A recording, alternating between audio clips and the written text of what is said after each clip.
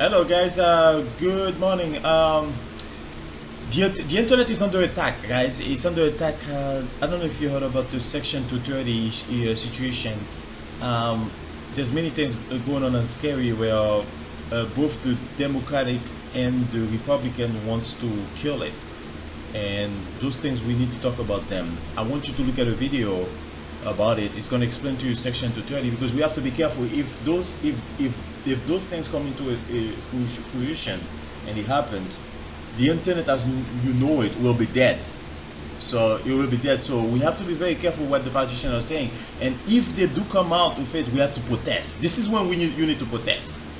Team Trump Twitter was temporarily blocked today. Time may be running out for social media companies to censor content without repercussion. Facebook and the tech industry are located in Silicon Valley, which is an extremely left-leaning place.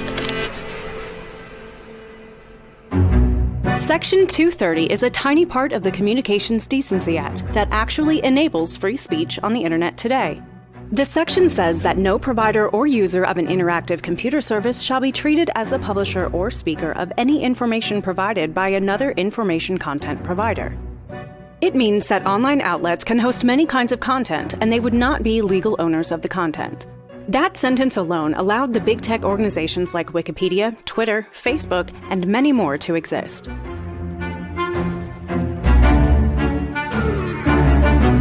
Big tech. It is the buzzword for both political camps in the U.S., and big tech is the focus of 21st century free speech debates. There is a big skepticism toward these organizations, and it seems like Section 230 is the tool that enables this skepticism. So we see arguments to repeal Section 230 from both left and right. However, the truth lies in detail.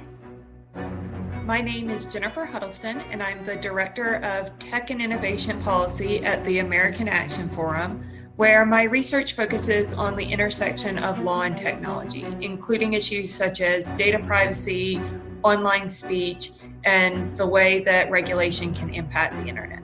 Section 230 has been in the news a lot. It's one of those terms that we hear thrown around without a lot of explanation. What Section 230 is it's a part of a law that enables online platforms to engage in content moderation, to decide what type of content to allow and to leave up and take down, by saying that platforms aren't liable for the content that their users post or for the decisions that they make around content moderation, with a few exceptions, things like violating federal criminal law, some exceptions around copyright, as well as some more recent exceptions around specific bad acts such as sex trafficking. Section 230 is the government regulation that democratized communication and media for once and for all. It allows people from all walks of life to join the conversation on the net. Imagine those tweets that are going viral from a very small account. That is the power of new media. Imagine the Black Lives Matter protests. Would they be so rampant around the country if they could not be shared on social media with others? A similar thing applies to the Me Too movement. Women all around the world started sharing their experience as a woman, and that connected these people around the world. When it comes to social movements online, a lot of them have really benefited from the fact that Section 230 stops this kind of concern that platforms may have about carrying content that might be a little more controversial or even unpopular. There is another aspect of Section 230. It allows websites like Yelp and TripAdvisor to exist. Those websites are essentially a host for user-generated content, probably millions of them. And that allows us to choose the best restaurant for our anniversary dinner, for instance. Bad service gets a bad reputation. Without Section 230, every bad review would potentially be reciprocated with a lawsuit. If Section 230 is this essential, why are both the left and right trying to change it? Republicans argue that Section 230 should be repealed because social media companies are using their content moderation rights to shut down some of the voices online, especially the right-wing ones. It is true that some social media organizations are more left-leaning than others, but it has nothing to do with Section 230. Impartiality is not baked into the Communications Decency Act, and never has been. First off, Section 230 never mentions neutrality, and in fact, it enables platforms to not be neutral and to serve specific audiences. If platforms are required to be neutral, we might see that these platforms that target specific audiences, whether it's a conservative audience or a liberal audience, might not be able to target that as much anymore because they have to allow everything. It's a bit like the gay wedding cake incident. The service providers have the right to choose which services they host for whom. Same goes for content online. Liberals, on the other hand, are also guilty of using Section 230 improperly. They say the opposite of what Republicans say. Social media content is not moderated enough, so that they enable hate speech. Again, it has nothing to do with Section 230. There are separate laws that protect Americans from hate crimes, online and offline. Both left and right treat social media as a public place, but it is so much more than that. Courts have ruled out the notion that social media platforms are public square, so they are already treated differently.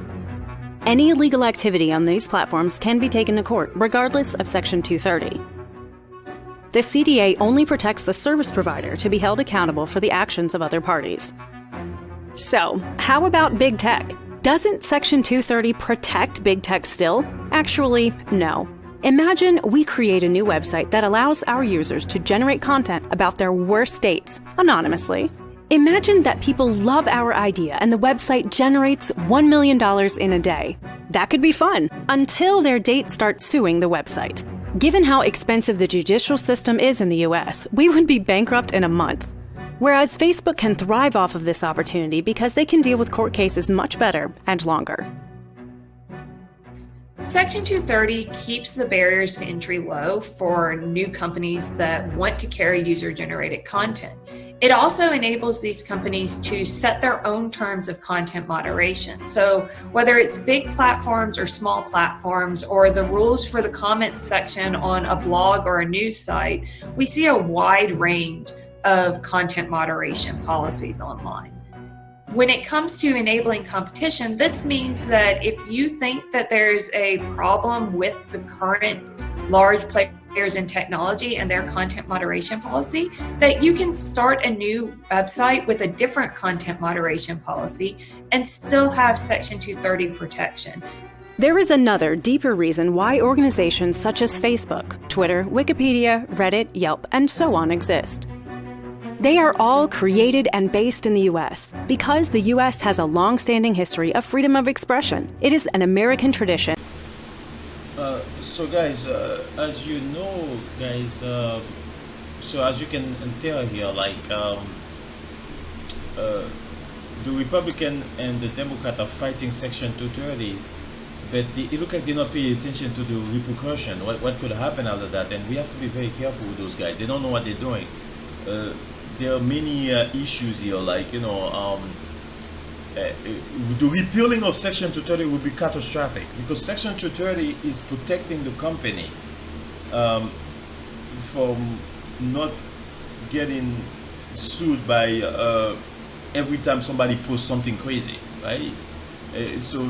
And Section 230 also allow the company to have content moderation. You know, so and the platform are not they are not liable for user content. So we have to be very careful, guys. We have to watch this debate very carefully. Biden said that he wants to strike Section 230, and Trump said that also. So they are on both sides. They hate it because the Republican hate Section 230 because Section 230.